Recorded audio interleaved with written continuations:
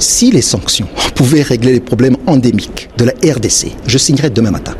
Savez-vous qu'en 2012, en 2013, il y avait aussi des sanctions contre le Rwanda? Est-ce que ça a réglé le problème de la RDC, de M23 pour autant? Non. Paul Kagame confirme bec et ongle qu'il n'a pas peur des sanctions américaines et continue toujours à maintenir son argument fictif que la RDC continue à soutenir les rebelles du FDLR. Pour ceux qui ne savent pas, les FDLR sont des anciens de l'armée rwandaise avant la prise du pouvoir de Kagame, mélangés avec les milices interamouais, ainsi les anciens cadres et puis généraux du pouvoir d'Abiyarimana. Donc c'est l'ensemble des trois groupes-là qui se sont eux-mêmes constitués en FDLR depuis l'an 2000. Et selon le Rwanda, ces FDLR constituent une menace permanente au pouvoir de Kagame. Et pourtant, on n'a jamais vu, même une seule fois, depuis plus de 25 ans, les FDLR en train d'attaquer le Rwanda. Je ne sais même pas s'ils existent jusqu'à présent. S'ils existent en tout cas, on les a jamais vus en train d'attaquer le Rwanda. Maintenant, c'est ça l'argument que le Rwanda continue à maintenir pour piller et attaquer la RDC. Écoutez ce qu'a dit ces ministres et puis nous allons nous retrouver juste après. Olivier Nduhungirehe, monsieur le ministre, bonjour. Bonjour. La guerre dans l'est de la RDC se poursuit malgré les différents accords signés depuis le mois de juin à Washington et à Doha. En décembre, la FCM 23 s'est retirée de la ville d'Ouvira, un pas important, mais il y a ensuite eu ces tirs de drone à Kisangani. Que faut-il désormais pour que cette rébellion soutenue par le Rwanda cesse ses attaques dans l'est de la RDC? Il n'y a aucun jour qui passe sans qu'il n'y ait d'attaques aériennes de la part du gouvernement congolais contre les positions de la FCM 23, ce qui est en violation du cessez-le-feu, mais aussi, ce qui est plus inquiétant, contre des villages Banyamulenge, dans un contexte de montée des discours de haine. Et donc, le président Tshisekedi signe un accord de paix ou un accord de cessez-le-feu par la main, mais pas par le cœur. Donc c'est ça le problème. Vous parlez aujourd'hui des Banyamulenge.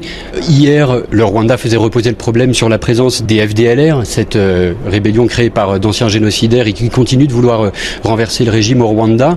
Côté congolais, on accuse le Rwanda de maintenir cette guerre pour s'accaparer les minerais. Oh, ça c'est un discours simpliste et ils savent bien que cela n'est pas la vérité. Il y a un problème FDLR à l'est de la RDC. Ces génocidaires qui ont commis le génocide au Rwanda en 1994 et qui ont été entretenus, qui ont été soutenus par le gouvernement congolais et qui ont même été intégrés dans l'armée congolaise. C'est d'ailleurs pour cela qu'il y a eu les accords de Washington. Il doit y avoir un engagement de la RDC de neutraliser les FDLR et de permettre au Rwanda de lever ses mesures de défense. Donc les FDLR est une question importante qui est au centre de ce conflit et qui doit être résolue par la neutralisation comme l'exigent les accords de Washington.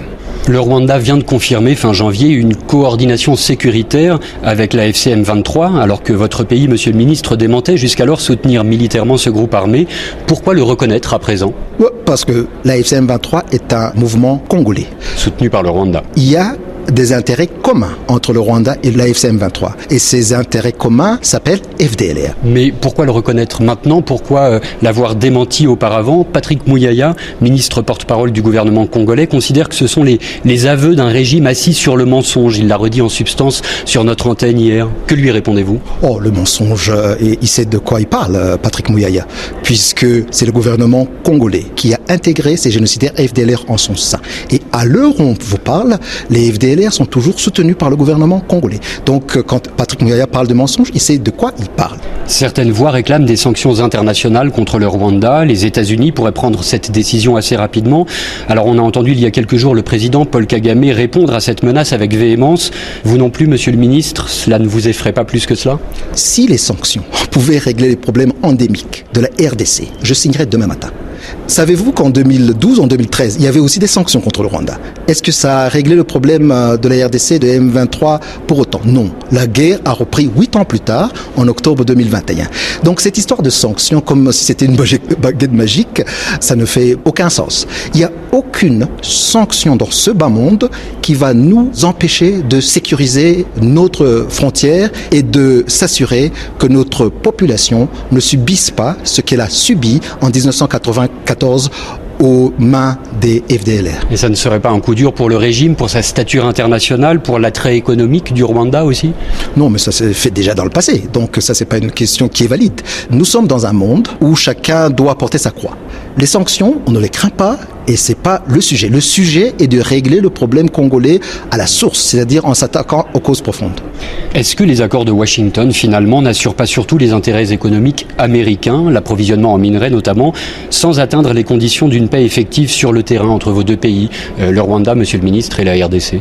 Les accords de Washington pour la paix et la prospérité ont d'abord une composante sécuritaire. Mais ça ne marche pas apparemment sur le terrain. Ça ne marche pas puisque ça n'est pas mis en œuvre. Et donc c'est pour ça que nous avons appelé aux États-Unis et même à l'Union africaine, à la médiation africaine, pour régler cette question sécuritaire, ce qui va ouvrir la voie à une mise en œuvre du volet économique. Donc vous y croyez toujours? On y croit toujours, bien sûr.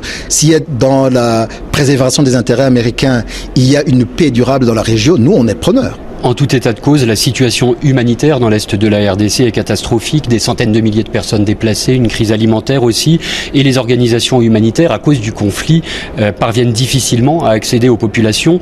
Puisque votre pays, le Rwanda, se coordonne avec la FCM 23, n'avez-vous pas un rôle à jouer pour faciliter cet accès humanitaire?